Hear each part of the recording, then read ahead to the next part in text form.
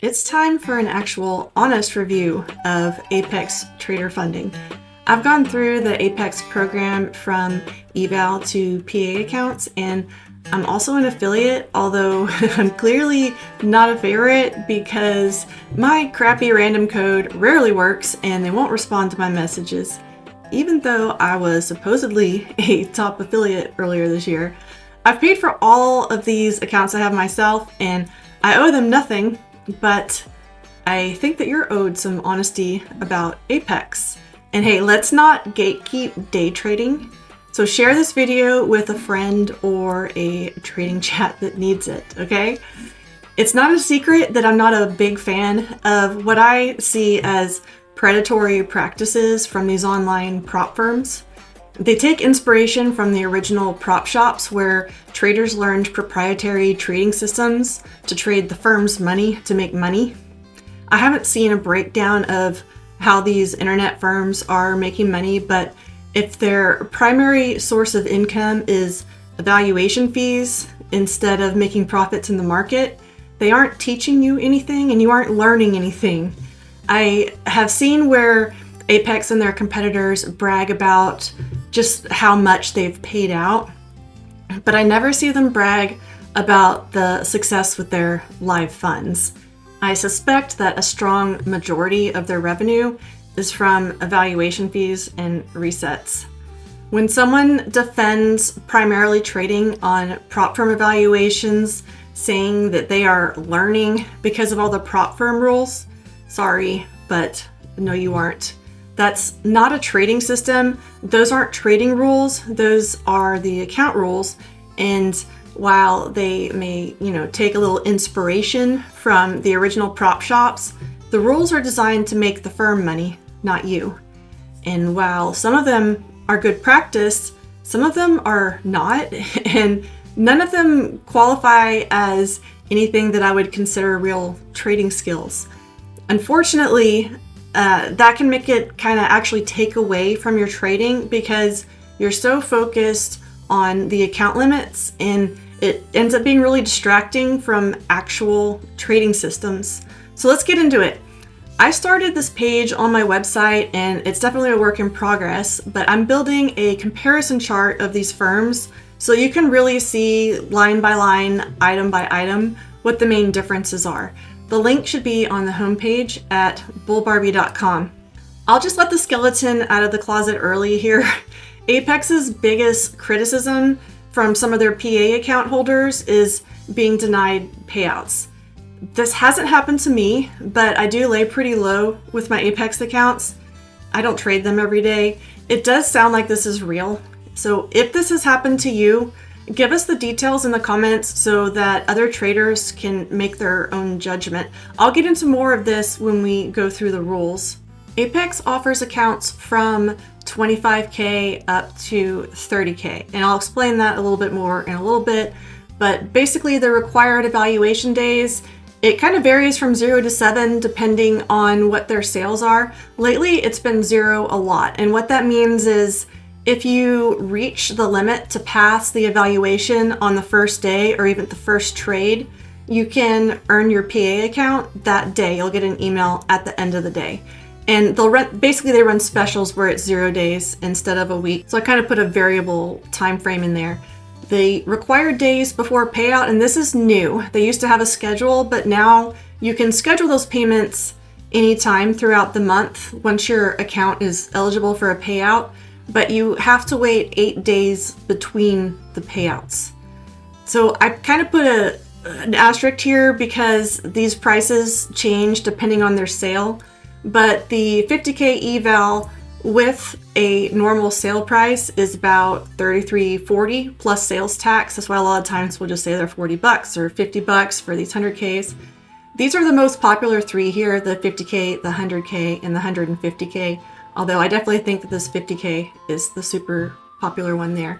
The activation fee, this is after you pass an evaluation, assuming you pass an evaluation, they do make it kind of hard. After you pass an evaluation and you have to pay this evaluation fee to get that evaluation account, you get nothing from that evaluation account except for the opportunity to trade in a PA account. So once you get to that point, you've already paid for this account here. If you pass your evaluation, then you have to pay an activation fee. It depends on the account size, what the evaluation fee is. I usually do the lifetime because it's about 2 months of having the account, so it makes a lot of sense to me to pay for the lifetime. So by the time you're all in, if you use the discount code, and I shared you mine, if you use the discount code and you pass the account, your total cost for a 50K passed account ends up being about $200. I think a lot of people kind of forget to do the math on that, but that's actually really important to compare what the total cost is if you pass it on your first try. So they do have a reset fee. If you'll notice, the reset fee is $85. Sometimes they'll offer free resets, but it's pretty rare. So what a lot of people will do is if they don't pass their account, instead of resetting it, they'll cancel that account and buy a new one. That's where it starts to turn into kind of a slippery slope. So I always suggest that if you're going to take this route, to absolutely limit yourself. What I do is I really just, why would I want to have multiple evaluations going on at a time? I pretty much stick to just working on one evaluation at a time, converting that into a PA, and then starting it all over again if I want to. But you need to limit yourself to how many you try a month too, because I keep saying, well, it's only $40 for a PA account. It's only $40 if you take one try, and a lot of people are not taking one try. So consider that this is one try. One try is $33.40 plus tax, and then if you pass it, you have to pay this activation fee, and that's where your total gets. So that's for one try. If you do multiple tries, you're gonna have to add that. The profit split, once you get an account going, so they do give you 100% up to a limit, but then it switches to 90-10. So that's pretty good. This payout info is new. They used to have it on this schedule and it was a pain in the butt and everybody hated it. So they did listen and get rid of that. The max withdrawal, this depends a lot and it goes into a lot of different payout rules. I tend to suggest that you not worry and focus so much on the max withdrawals, because once you kind of get the hang of how all of this stuff works, you kind of learn how to trade PA accounts specifically instead of just trading a normal futures account. So there ends up being some kind of different strategies for getting your payouts. That's kind of a whole different topic, but they don't limit how many evaluation accounts you can have. You can have as many as you want going at once. You can have as many sequential ones, however many it takes you to pass. Of course, you know, maybe if you're not passing them, maybe you need to go back into paper and practice a strategy for a little bit. Once you get passed into PA accounts, they'll limit you to 20. So some of the really, really great success stories, and this is going to be, you know, the top 5 for 1% or so, they'll start out with these 50K accounts and then, you know, reach their limit of 20 accounts and want to add more. At that point, if you're in that situation, if you have that wonderful first world problem, you'll have to cancel one of the 50Ks and then re-earn a bigger account if you want one. You can't convert them. Oh, I put these little caution things here because this is something that you need to pay attention to. One of my biggest complaints with Apex has always been this trailing drawdown on the evaluations and on the PA accounts when you first get them, because it's not like a normal trailing drawdown. If we were trading a normal, you know, a normal account with our own funds, if we made profit, we could, you know, take that whole profit out and start over the next day, but we're not going to do that until it's actual realized profit that's actually in our account. But what this trailing drawdown means is it's trailing your account. So it trails by the top value that your account has been, whether you realize those profits or not. Not all the prop firms are like that. I'll talk a little bit more about that one in a little bit. So this is the drawdown on the different accounts, and it's usually pretty much the same across the board for the different prop firms. And this is really the amount that you have to work with. No matter what this number says, this is the amount of funds that you really have to work with. I think it's really, really, really important to understand that what you're fighting for and paying $200 for here is this amount of funding to work with, not this amount, okay? I did the ratios here for nerds if you want to see what the drawdown to the required profit is. They do not have the daily loss limit. If you want to put one into your software, you can, but Apex themselves doesn't have one. Okay, this is where we get a little bit ridiculous. They have all of these contracts allowed. So in this $50K account, where you're allowed $2,500 of drawdown, you can take 10 minis. That's 10 mini ES, 10 mini NASDAQ. Don't do that, but you can if you want to. The data platform, CQG, means that you can use NinjaTrader, Sierra Charts, and all of those good things. You can also get a Rhythmic account. You have to pick one and you can't convert, and so you end up, really what you'll end up doing is just sticking to one system. I don't like booting Rhythmic because I'm already booting NinjaTrader. I just want to go directly into NinjaTrader, and I can also trade the 𝗕𝗏𝗍𝗶 accounts on 𝗕𝗏𝗍𝗶. So that's what this connection is. That's the 𝗕𝗏𝗍𝗶 Ninja account. It's my personal preference, but if you're on Rhythmic, they do have that as an option. You cannot reset a funded account. They do not have news blackouts. We'll go into some of this more. They do have a consistency rule, but not until you're on their funded PA account. And then they do have the scaling plan.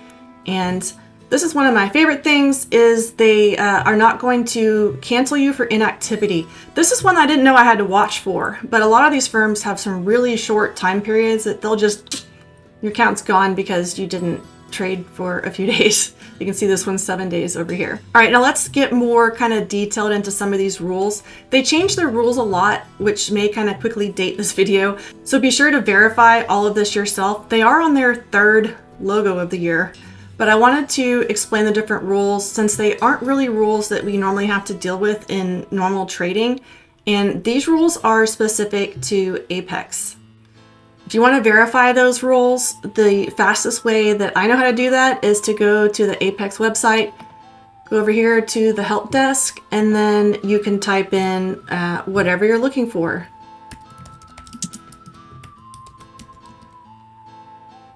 So if you wanted to look up trailing drawdown, there's a bunch of information here. Apex does not have, or no longer has, rules on flipping, dollar cost averaging, trading during news, or the opening of the morning session. And they do allow auto traders as long as they're manned. That last one is actually pretty huge for me. From a risk perspective, I have a reliable trading strategy and reliable trading psychology management to go along with it for my live trades, but I have an interest in automating my trading strategies, and that interest is growing a lot lately. Having some additional accounts to take on these trades is pretty big for me. I like to keep these systems separate so it's easy to see what's doing well and what's not and needs work. And it also helps me keep all of that out of the way of my live trading so that I can just focus on one trade at a time and not all of these other extra things that I have going on for me. Apex is the most relaxed with all of these rules. I have to give them that. I don't want to pretend that I have serious employment from this prop firm. I'm their customer, and this is a transaction for me. I want the best account that money can buy for some extra opportunity. To them, all I am is a paying customer, and they can take all of this away whenever they want to. And I'd be up a creek without a paddle if it was my main source of trading income. I don't know if I've mentioned yet, but these accounts are all paper accounts, even the PA accounts. There are supposedly live accounts, although I haven't heard of anyone being put into one for a while now. Because of the way they market their accounts as cheap and easy funding that you can pass in one day, they attract a lot of the gamblers who just see it as, I'll just bet this $40 account on a big move, and all I could possibly lose is $40. The problem is they tend to do this a lot throughout the month, and even if it does get them a trading account, which it will do less than half of the time, there's no plan to actually keep a PA account going. Eek! No one is handing you $50,000 or whatever you're going for. They're giving you a paper account to trade their funds, and they can say it's whatever size they want to, but if a $50K account is drawn down to zero after $2,500, it's a $2,500 account, no matter what size they call it. Just know that your real account size is the drawdown. They're using discount margin for futures, which is not limited by the SEC's $25,000 a day trading account minimum. And that allows ES mini trades with only $500. And they are paper accounts, so it's not real money and it's not real funds, okay? So let's get into the rules. Apex does have a contract scaling rule, which doesn't apply to the evaluation accounts, just the earned PA accounts. And that just means that you can only use half of the allowed contracts until you get the trailing threshold on the account up above a set threshold.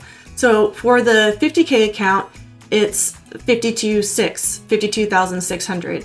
So until you've reached $2,600 in profit, you can only use 5 minis or 50 micros instead of 10 minis or 100 micros. Who in the heck is trying to take 10 minis with $2,500 a drawdown? It sounds like this is a kind of loosely enforced rule. From what I can tell, based on some anecdotal experience of other traders, that means that if they would like an excuse to deny a payout, they can look back at your trades and see if you broke a rule like this one. And they may not actually have this automated at the moment. It's just something that they can use if they need to. The trailing drawdown is another one of Apex's big rules. When you're in an evaluation account, it trails your live balance, including unrealized gains. So if I'm trading a 50K account with $2,500 a drawdown, and a trade I have goes up to $1,000 in profit, but I don't take the profit until it comes back down to $500, now I only have $2,000 a drawdown left. It's counting from the highest your account has ever been, even if you didn't take any profits there. In an earned PA account, the trailing threshold is a little bit different.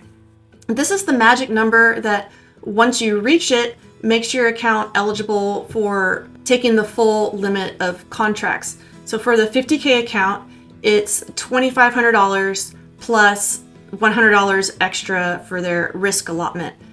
This extra $100 is kind of silly, but okay. One of the most confusing rules they have is the new 30% consistency rule. And this isn't for their evaluation accounts, it's just for the earned PA accounts. And this rule also goes away once you hit that threshold, so $2,600 of profit in a 50K account.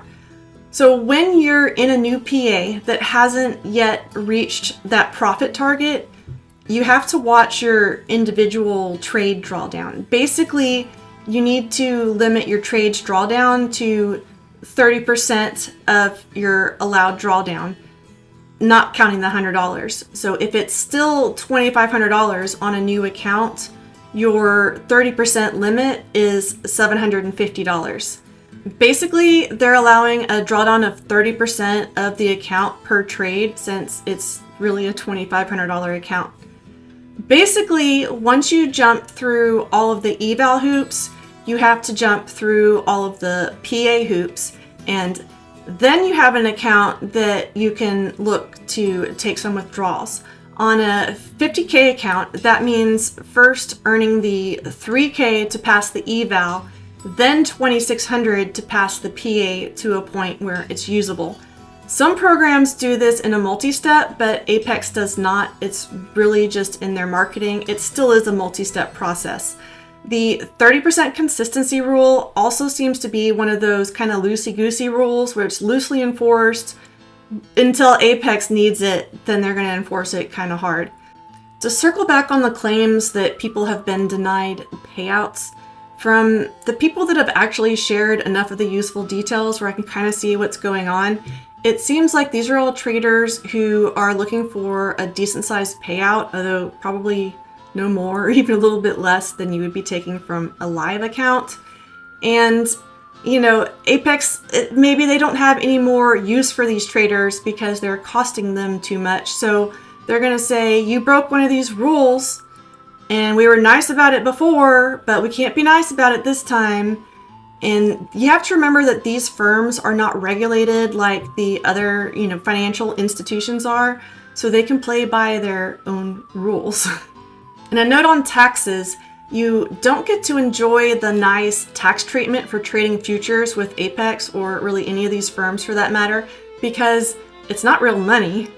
If it was, it would be their funds with their name on the account, and we're just 1099 contractors. We're really still customers.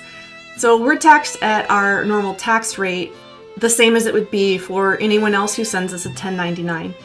I think it's important to remember that a lot of these firms are started by some guy in his living room, not the big corporate office that you're picturing. So it's good to be suspicious and read everything so that you really know what you're dealing with. I hope that helped you make a decision on if Apex is right for you. So what firm should I cover next? Let me know. Okay, love you. Bye.